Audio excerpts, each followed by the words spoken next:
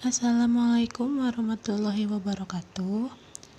Bagaimana kabar kalian? Semoga semuanya baik-baik saja dan tetap sehat dan tetap semangat.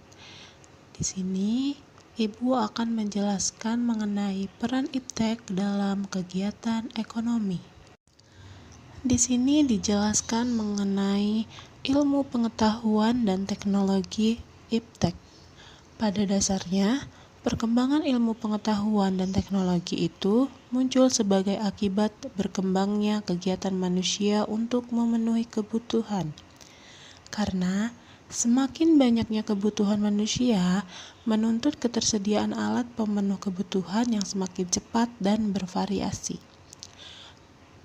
Pada gambar tersebut adalah sebuah perkembangan teknologi dari masa ke masa. Adapun dampak positif dari iptek, yang pertama itu dapat terpenuhi kebutuhan manusia, artinya bisa mengurangi permasalahan ekonomi yang dihadapi.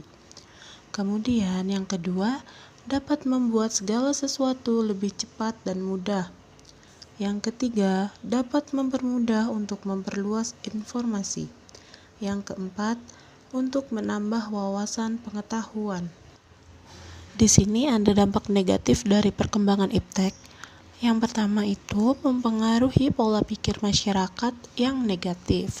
Kemudian yang kedua dapat menyebabkan polusi.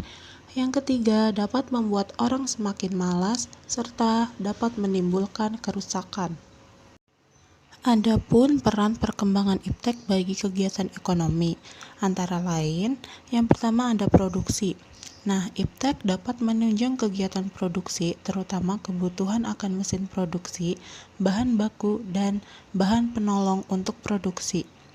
Kemudian yang kedua ada distribusi. Iptek memberikan kemudahan distribusi barang, memperlancar dan mempercepat barang sampai ke tangan konsumen. Yang ketiga ada konsumsi. Iptek dapat memberikan kemudahan konsumen dalam memenuhi kebutuhan. Selanjutnya ada peran kewirausahaan dalam membangun ekonomi Indonesia. Pada peran kewirausahaan, selanjutnya ada kreativitas. Kreativitas merupakan kemampuan seseorang untuk melahirkan atau menciptakan sesuatu yang baru, baik itu berupa gagasan maupun karya nyata yang relatif berbeda dengan yang ada sebelumnya. Seperti gambar tersebut, yang dimana kegiatan yang dilakukan pada gambar itu membuat suatu produk yang berasal dari barang bekas seperti kardus. Barang tersebut bisa dijadikan suatu karya indah dan memiliki nilai jual. Selanjutnya ada kewirausahaan, yang dimana seorang wirausaha adalah orang-orang yang mempunyai kemampuan melihat dan menangkap peluang bisnis, mengumpulkan sumber daya yang dibutuhkan guna mengambil keuntungan dan mengambil tindakan yang tepat serta memastikan keberhasilan.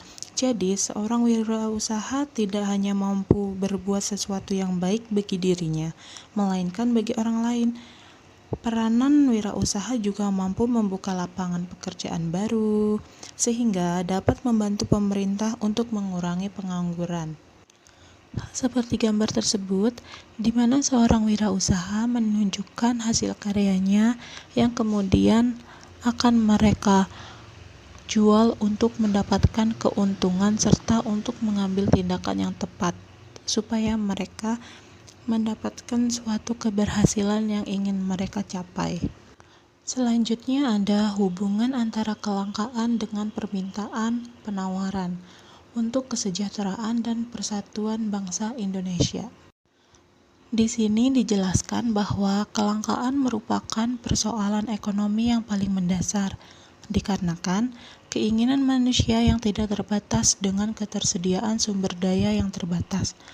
Kelangkaan ini ada dikarenakan orang ingin memiliki lebih banyak barang atau jasa yang pada sistem pengolahan dari sumber daya yang dikelola.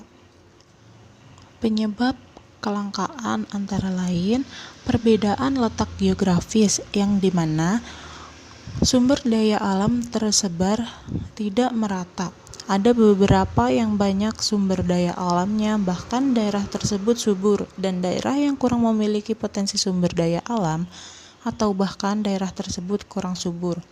Pada perbedaan geografis ini, berpengaruh pada kekayaan sumber daya masing-masing daerah. Kemudian yang kedua ada pertumbuhan penduduk lebih cepat dibandingkan pertumbuhan barang produksi, yang dimana menimbulkan kesenjangan antara kebutuhan dengan persediaan barang dan jasa. Yang ketiga ada keterbatasan kemampuan produksi barang. Kemudian yang keempat ada perkembangan teknologi yang tidak sama. Jadi, di beberapa negara maju, perkembangan teknologi berlangsung cukup cepat, serta di negara berkembang, justru perkembangan teknologi lambat dibandingkan dengan perkembangan kebutuhan akan barang dan jasa. Hanya segitu yang dapat Ibu jelaskan, kurang lebihnya mohon maaf. Jangan lupa untuk belajar dan tetap jaga kesehatan. Wassalamualaikum warahmatullahi wabarakatuh. Terima kasih.